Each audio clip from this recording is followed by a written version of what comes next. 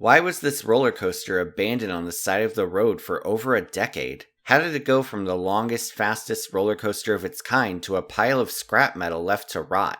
Let's take a look at the rise and fall of Batman the Escape right here on Theme Park Crazy.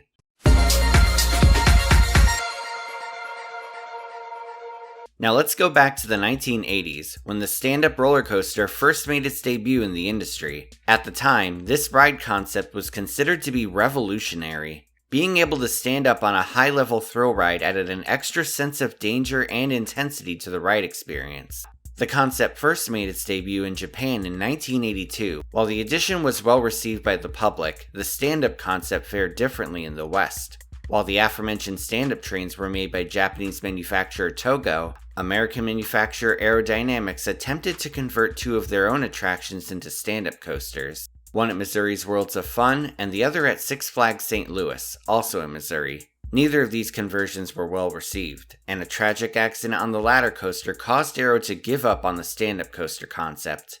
In 1984, Ohio's Kings Island debuted a stand-up coaster of their own named King Cobra. Built by Togo, this coaster was much more well received than the past American stand-up coasters, and its success would lead to even more of these attractions coming to the West. Meanwhile, across the Atlantic, Swiss manufacturer Giovanola was first getting its start in the amusement industry. After years of building things like highway bridges, power stations, and even submarines, the company decided to enter the amusement industry in the early 1980s. Giovanola would serve as a subcontractor to fellow Swiss company Intamin. Intamin would design and market the attractions, while Giovanola was responsible for building them. After a couple of bobsled coasters and a failed racing coaster in Argentina, two Giovanola engineers named Walter Bulliger and Claude Mabillard would create an all-new track design for the company. This track would feature a state-of-the-art box-section spine, which would space out the rails, and therefore allow for wider trains. For the first time ever, 4 people could sit in the same row, allowing for much higher capacity.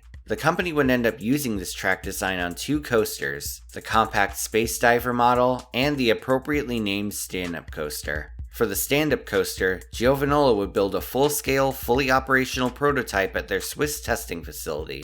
Through the use of the box spine, this would be the first stand-up coaster model to have rows of 4, offering a greater capacity than Togo's model. This new model soon caught the attention of Six Flags, who would end up purchasing the prototype straight off the testing grounds. After finishing the train design, Giovanola would ship the coaster across the globe to California, where it would be installed at Valencia's Six Flags Magic Mountain.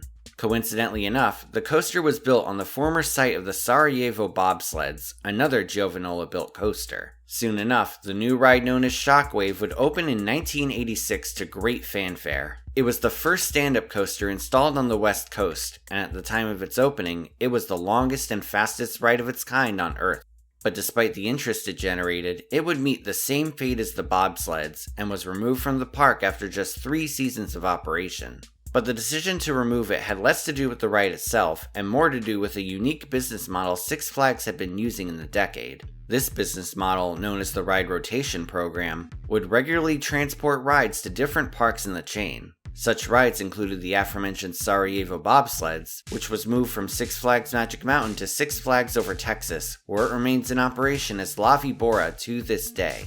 Since new roller coasters can cost millions of dollars, the idea was to give other parks new rides at a lower cost. In an interview with the Atlanta Constitution, Six Flags PR manager Robert E. Maxwell III said the program allowed the chain to, quote, update our rider package at a fraction of what it would cost to bring in permanent new attractions. Maxwell added that the money saved with the program allowed the chain to, quote, deliver more to our customers, our guests who visit the park. So after the 1988 season, Shockwave was packed up and moved across the country to New Jersey's Six Flags Great Adventure in 1989. Here it would receive a sizable marketing campaign, with the park hyping up the coaster for the 1990 season. One interesting thing the park did was hold a naming contest for the ride. There was even an entry form that guests could sign and submit.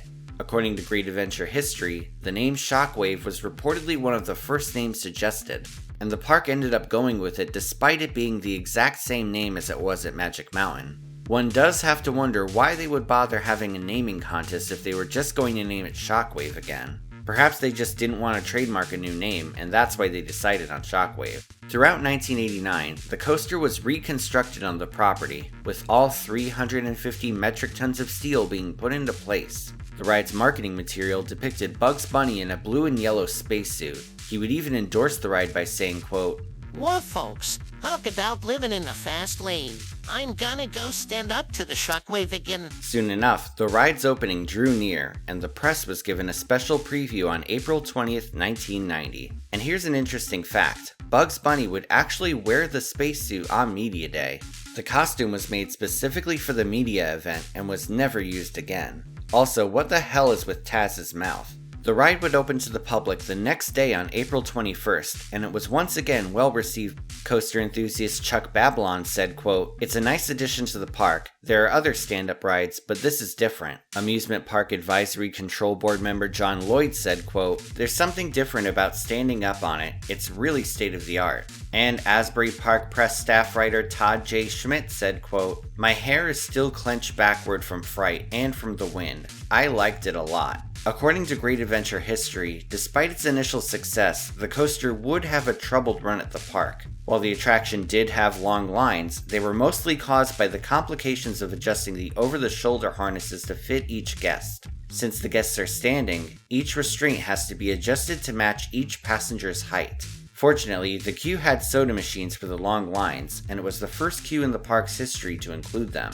The ride's maintenance was also criticized, and oftentimes the coaster wouldn't open until later in the day. Nevertheless, the coaster remained popular throughout its run, but the ride rotation program would strike yet again. In 1992, the ride was closed, once again after just 3 seasons of operation. Its space has since been reused for the Daredevil Dive Sky Coaster. After operating on the west and east coast, the ride's next location would be somewhere in the middle. This time around, it would be built at Six Flags Astroworld in Houston, Texas. And it was here that it would be given the star treatment. Unlike at previous parks, the coaster would now be themed to Batman. In addition to an all-new color scheme, the coaster's queue would feature some strong theming as well. The ride's story would involve guests attempting to escape the villainous Penguin. As such, the queue and station area would feature new structures themed to Gotham City Cold Storage and Arctic Park. In addition, the park took the abandoned mountainous structure from the old Alpine sleigh ride and turned it into the Batcave.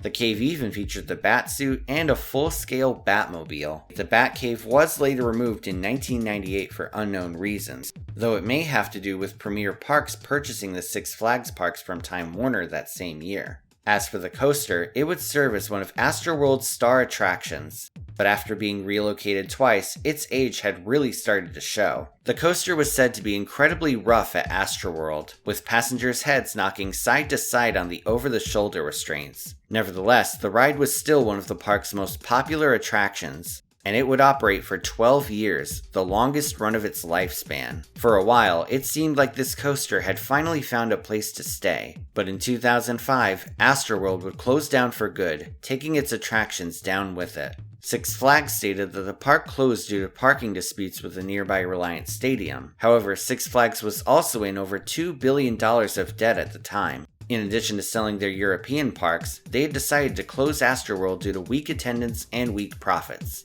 This was the result of their lack of investment, poor management, and overall neglect of the park. As for Batman the Escape, it would be brought back east to another Six Flags park. This time, it was brought to New York's Six Flags Darien Lake. The track would be stored in a vacant lot on the site of the adjacent Allegheny Road. Many had speculated that Six Flags would reconstruct the coaster on a later date. However, Six Flags was still in financial turmoil, and the decision was made to put Darien Lake up for sale almost immediately after the track arrived there. In 2007, Six Flags would complete the sale of Darien Lake to Florida-based company Park Management. Despite the sale, it was still thought that the coaster would eventually be rebuilt at some point, but as the years went by, the track sat in the lot.